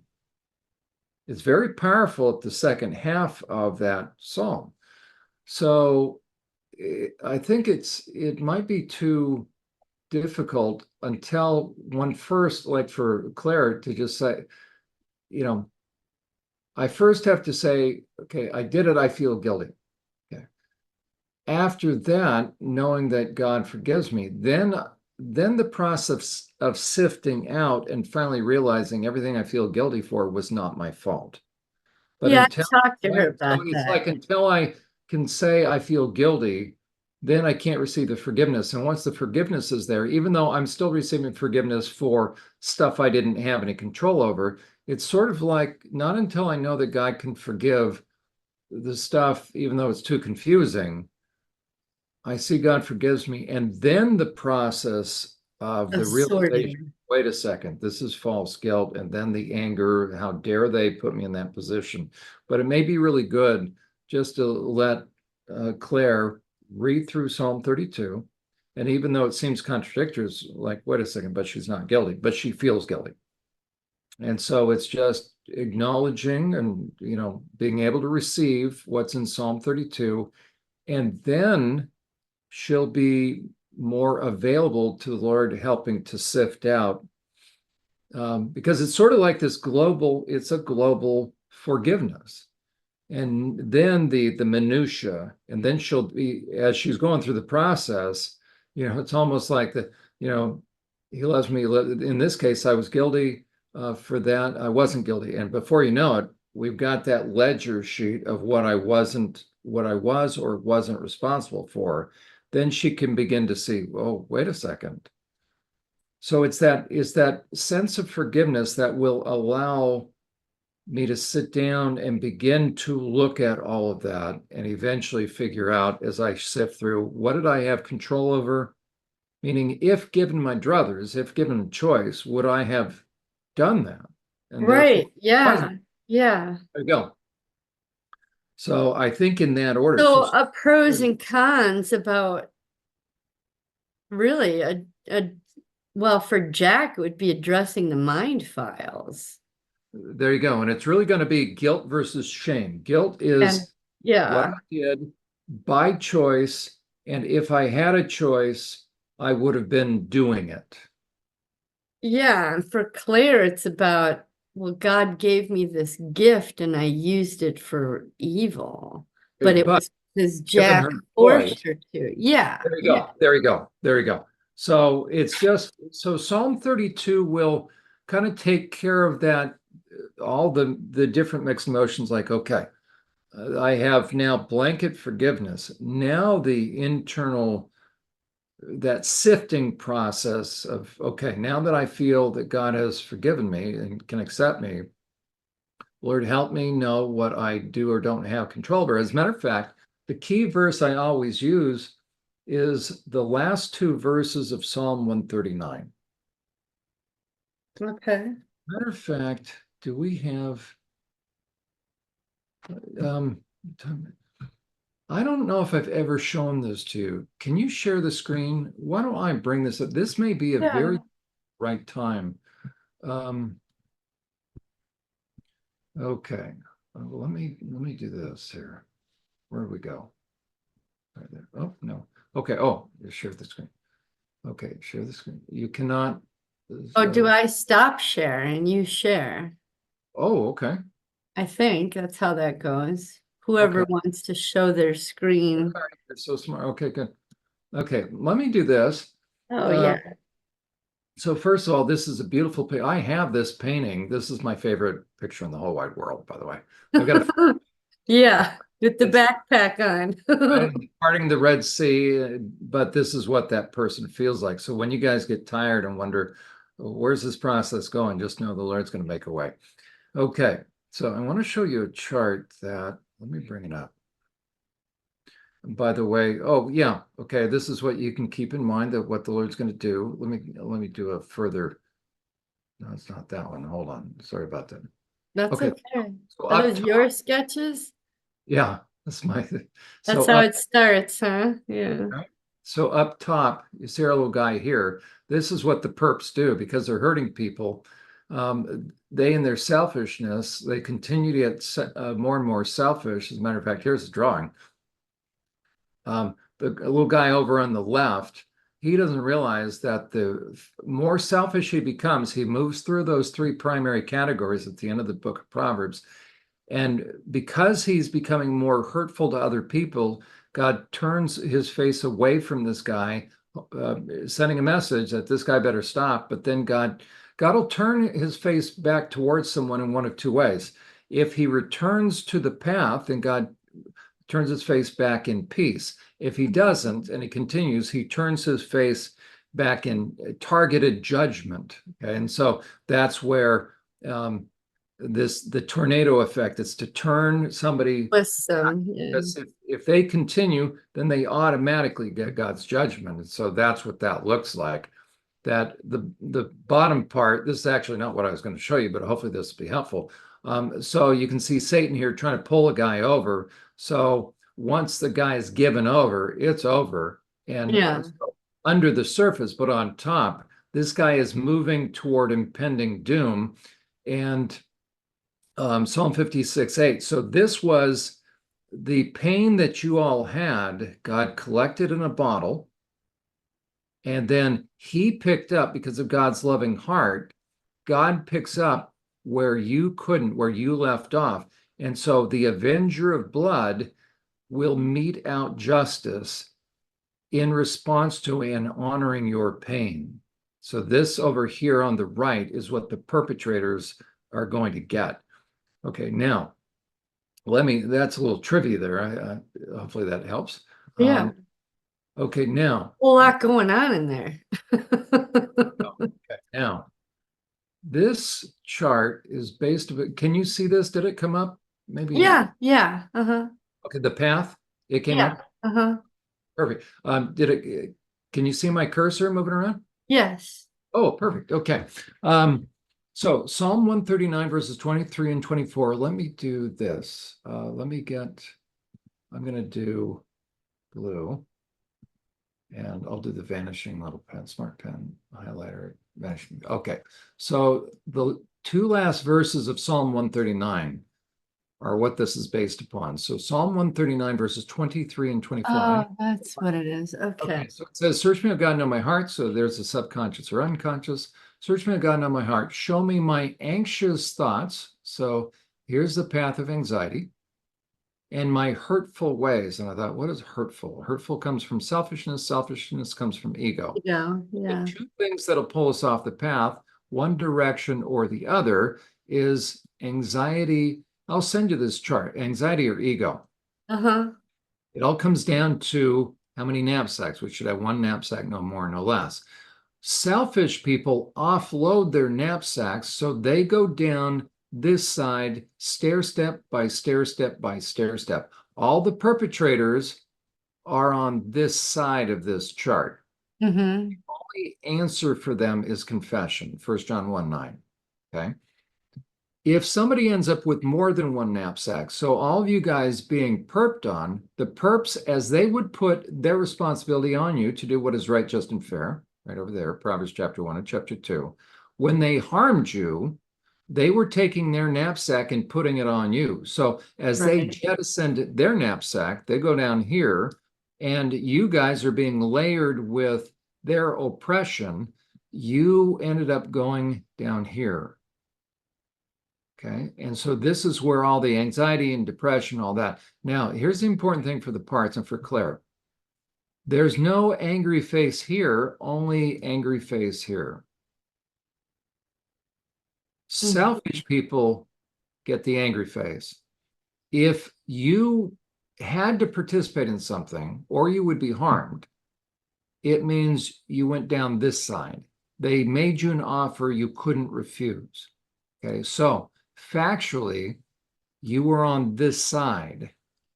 Yeah, so right now she's saying that she knew better. Okay, but you weren't given a choice. Yeah, and so the way to do that's true. Right? Yeah, she was tortured and punished. That's right. So here's the key thing, especially for a kid, but for any of us is this, but especially for a kid. If you were given a choice, would you have been there? Would you have done that? No, that's the key. She would rather use it to tell the police. There you go. Okay. These people over here, if given a preference, they did exactly what they wanted to do. So all the people that took you there were over there. So therefore, they're under God's judgment. So the people that are doing what they do out of oppression or being forced, meaning they're making you an offer you couldn't refuse, that's, I mean, the key to this is this, it's fear. Yeah, and that's the intent of the perps, is to make people go down and down and down There you on go. that Because side. they're layering knapsacks on you. So each time you beat the hell out of Ted, you're getting rid of additional knapsacks. Yeah, we're gonna climb back up to Get it the back. stability, peace, and Let rest. me do this. I'm going to get out of this. I'm going to go back in one more time because each time you're hitting Ted, what you're doing is, in essence, let me find Taking it. the weights off of the scale. There you go. Okay, because each time they perked on you, it was that. And then let me hold on. Where's it? I'll find it here just real fast. Um, dang it. Oh, wait, hold on. I'm gonna find it. There it is. So, let me get the wait. There it is. Dang it. Oh, I'm sorry. Okay. No, it's okay. I get what you're telling me. Okay, there you go. So, here we go. So this is you guys. You're being taken at night, or you're being taken. Himmler's Castle. It doesn't matter. Okay, you were already primed to accept responsibility that wasn't yours. Here was all the perps. Okay, so whether, regardless of your age, what happened when they triggered you was this, Yeah. and therefore you had this. Yeah, you gotta Or they do were it. taking you downhill. So when you were having to do what you did, this is where you were. You were in I the think what negative. would happen is that we'd be down there, I would get away and I'd start climbing back up. Someone would find me and drag me There you back. go. Okay, so the answer lies in going from this, because that's where the stress is, because they were the dogs and pigs and worse, quite frankly.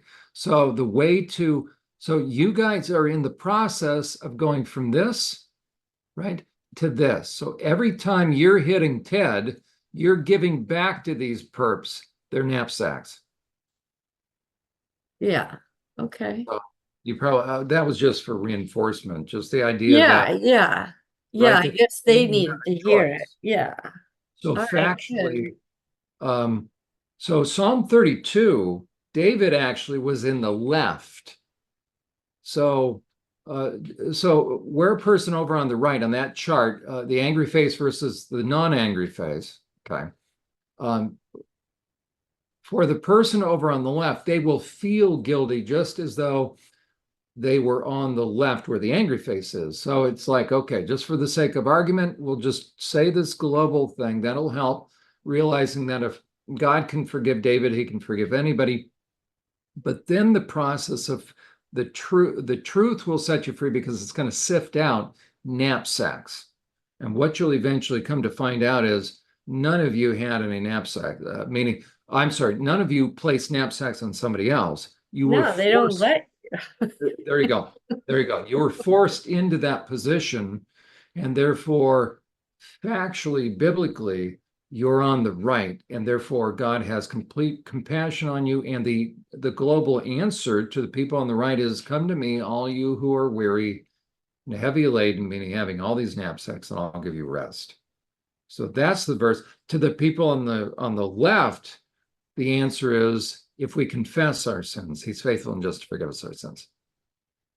So big difference in terms of how God feels toward those people. So he has Right, right. compassion, guys, because if given your druthers, you wouldn't have been there.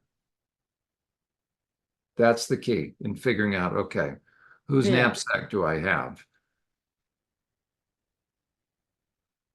Okay, they're gonna work on that. I think, yeah. Anyway. Um, oh, let me show you this real quick. I know, how much time do you have? Dang We it, I just, do have a client after I just realized. Hopefully you can oh, tell. so like right now. Oh, yeah, anyway. Well, let's go for about 2 more minutes. Oh, this is Yeah, so. so the body, Let's make sure we keep covering this next time. Dang, look at yeah, you. that's the healthy stuff. This is the drugged parts, the tortured parts or hurt by someone. And then, the sickness was just the two, sleepy and sick. And the mind files, these are the things that God gave me, right? But this was when the mind files were put in and sorted it out. And if you look at Google Images, this is called mind map guidelines. Oh, really? Right? Yeah. Because I put in there, let's just see if mind files comes up. And there's tons of different graphs. So Really? the neuroscientists have this all worked out. Yeah, so I just chose one and kind of faded it out. And I don't know if these are where they should be, but this was, she's the prison guard and the sergeant, and these are down here at the bottom of the lily was the SRA stuff, but this was all the scientific stuff. Okay, there we go.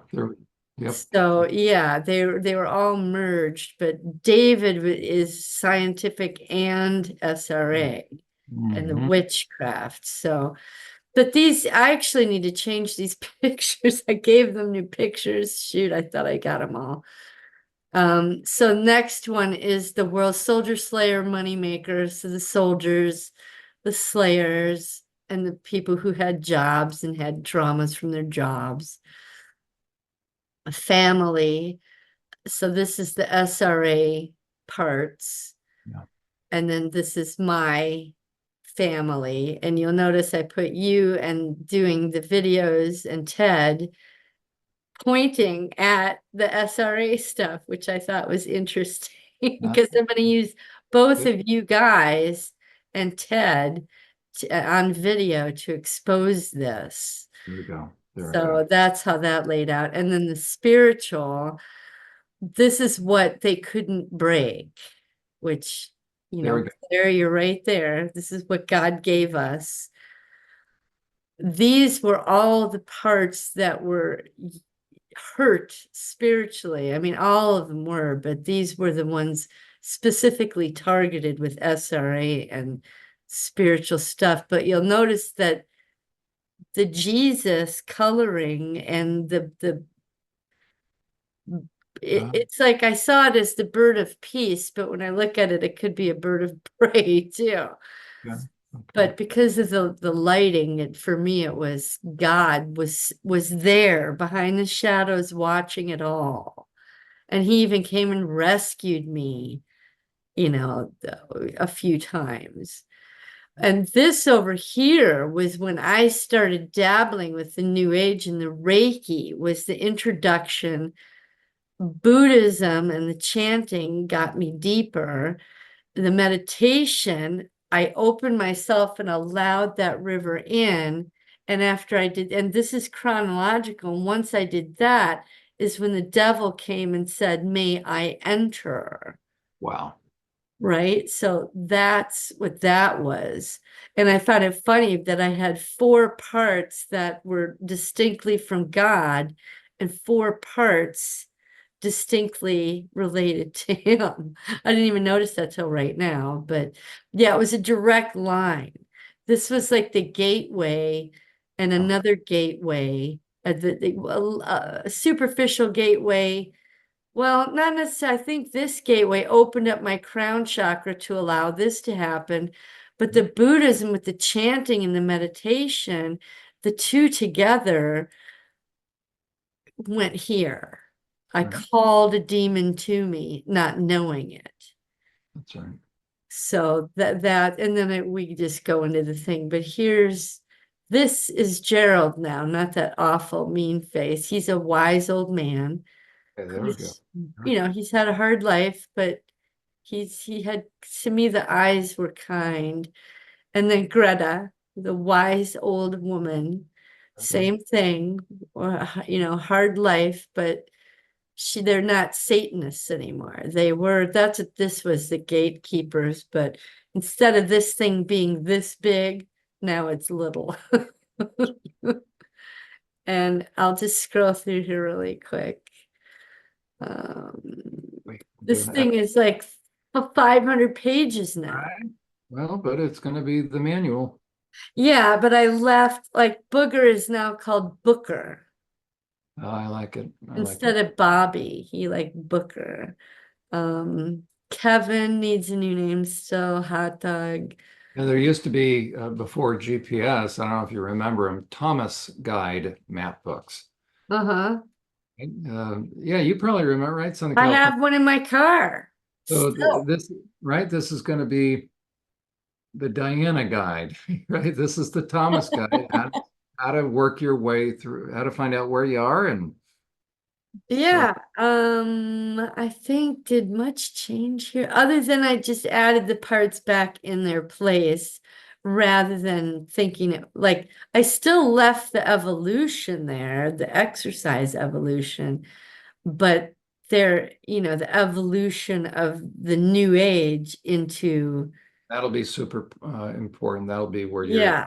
really picking up the torch from Alan and continuing on. Oh geez. And so a lot of these guys want new pictures. How much work you've done. Beautiful. Oh, it's just massive. And it's Almost, not too bad if you keep up with it daily. Like you write your journals, take the journal and stick it in the PowerPoint where it goes. But wow. if you try to do it all at once, it's a lot to chew on because then this PowerPoint takes you to the graphs. Like Eliza, I find it fascinating that I remember this in October, November, and I'm just now getting Eliza showing me this is a whole industry.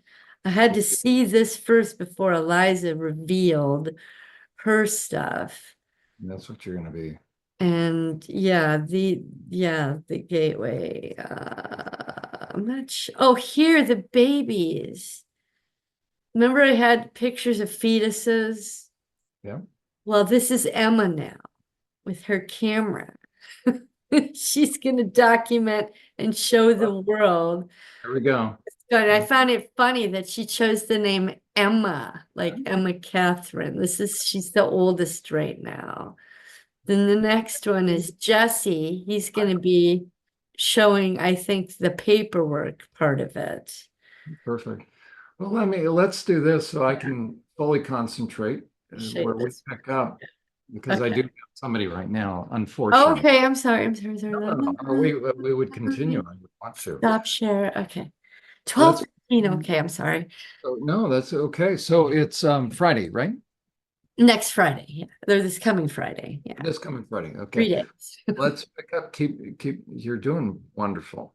And hopefully between now and Friday, I'll let you know when I get it up on my site. Okay. I So, thought you already had. I don't know how all these people found this thing. well, we're going to continue to trust. As a matter of fact, let me I close. just assumed it was because of you. Anyway. Oh, no, no, not yet. So So let, this is organic then. Okay, good. let me pray. Okay. Lord, thank you. Thank you so much for being in the midst of our session. Lord, continue to give Diana and all the parts, give them a sense of your protective presence, a sense of your righteous indignation, and Lord, a sense of purpose that you will be setting prisoners free through their work. So it's an amazing thing what you're doing. So continue the good work that you've started in Diana and give them a sense of your heart that you are for them and you will be unmasking darkness through the work that they're doing. So thank you for your grace and your commitment to us. In Jesus' name, amen. Amen. Thank you. Okay, I'll let you go off to your next person. Excellent work. Excellent work. Oh, Okay. It's like when you were praying, Claire and Jesus hugged. well, he's your Pro Bowl level stuff. You guys are amazing. Okay. All right, go do your thing. Thank Okay. you. See you See you Friday. Friday. Okay. Okay, Bye. bye.